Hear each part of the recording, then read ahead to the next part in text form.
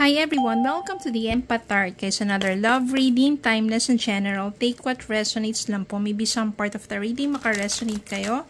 Some part of it hindi. Totally makaresonate na parang kwento ninyo ito. Pero meron kasi tayong katanungan ngayon. Usually,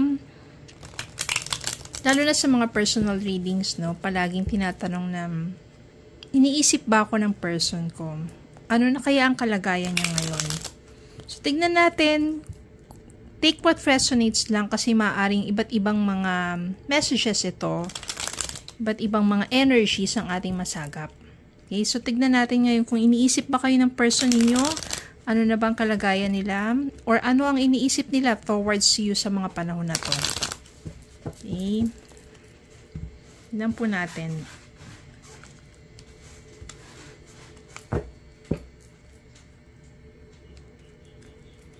Okay, Spirit, can send me messages. Iniisip pa sila ng person nila. At ano ba ang kalagayan ngayon ng person nila?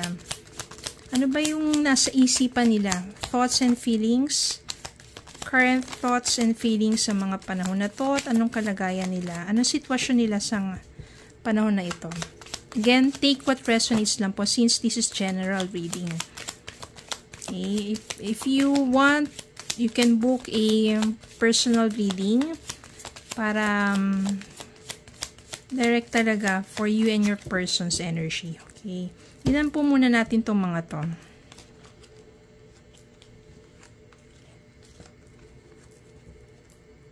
The Emperor. The Emperor, ito yung someone who is logical. Hindi siya emotional, no? Maaring iba sa mga person ninyo who are now stable sa kanilang pamumuhay, very controlled talaga ang kanilang mga decisions in life, ganyan. Lovers. So, some of your person still has feelings for you. Meron pa ring desire for you, and maaring iba sa kanila, soulmates talaga kayo.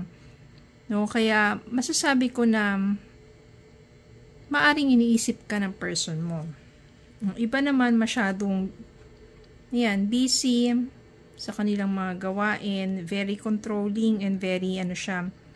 Alam mo na, yung kahit na iniisip ka niya, hindi yan magre-reach out sa'yo because of his ego, mataas ang pride. Yung iba, yes, keeps thinking of you, at iniisip pa nga nila, looking forward for a future plans with you. Traveling with you. And yung mga happy moments being with you.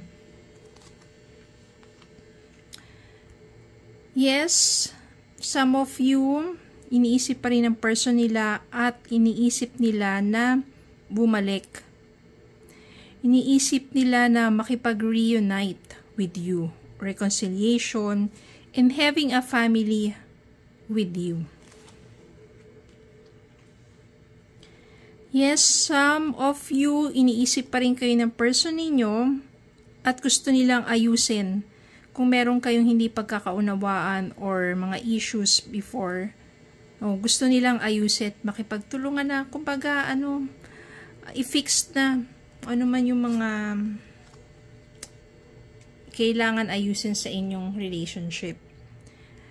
Some of you, iniisip pa rin ng person ninyo and would like to offer you something which is, sabihin natin, more stable na connection. Siguro nagkahiwalay kayo before, immaturities, ganyan. But this time, mabagal lang kumilos tong taong to. Pero siya yung someone who is slowly but surely taking baby steps, being patient sa tamang oras, on how to reach out to you. Meron sa inyo, kung sa tingin nyo at nararamdaman ninyo na ang person ninyo ay very toxic pa rin, wala pa rin pagbabago, lalo na kung nababalitaan ninyo na wala pa rin pinagbago to. Maaring hindi kayo iniisip ng taong to at ganun pa rin siya sa mga gawain niya. Very pa rin siya. May mga bisyo, may mga, alam mo, hindi magagandang gawain sa kanya, meron pa ring issue sa sarili niya. Hindi pa rin siya nagbabago.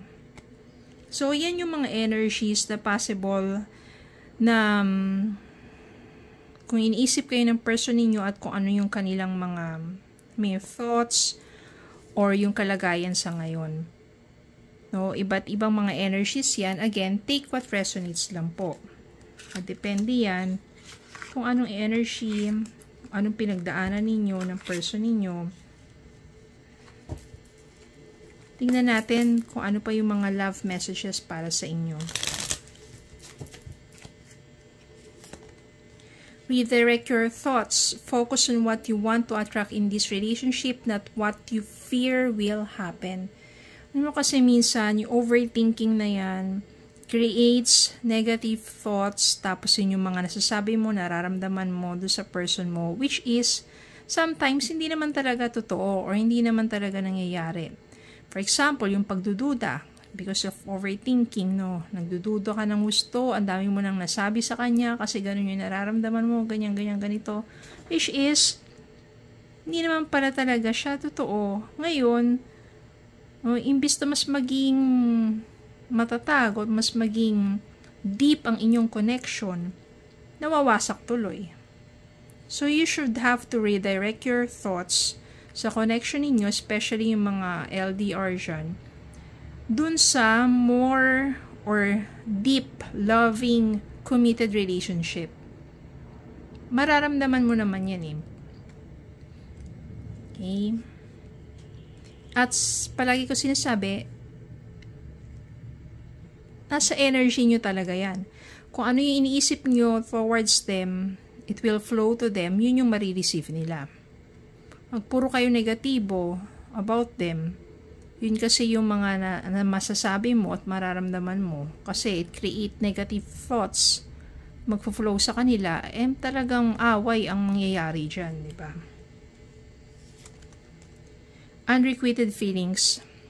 Some of you, especially ito, the devil, toxic pa rin, wala pa rin pinagbago. There is not enough love to keep this relationship going in a healthy way. Hindi nga kasi talaga healthy kasi toxic pa rin siya eh. So, magkaiba. Some okay, some hindi okay. Pero kung ano man yung energy ng person ninyo, sa ngayon, mararamdaman mo yan. There will be signs na alam mo that your person is thinking of you. For example,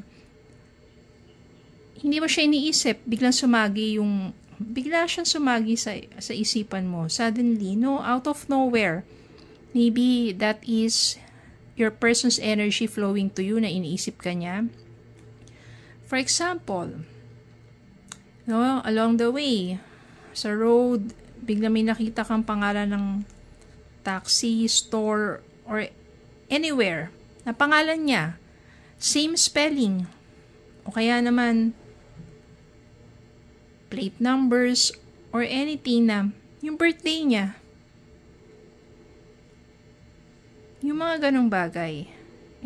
At lalong-lalo na kung hindi mo naman siya iniisip bago ka matulog, pero napaniginipan mo siya.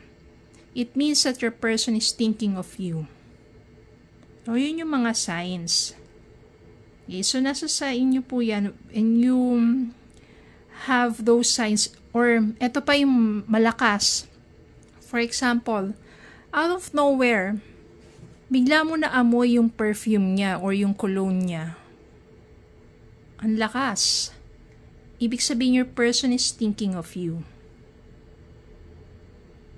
Kaya dun mo malalaman if your person suddenly thinks of you sa mga ganong klaseng mga signs. Yung iba naman, wala nang pakialam.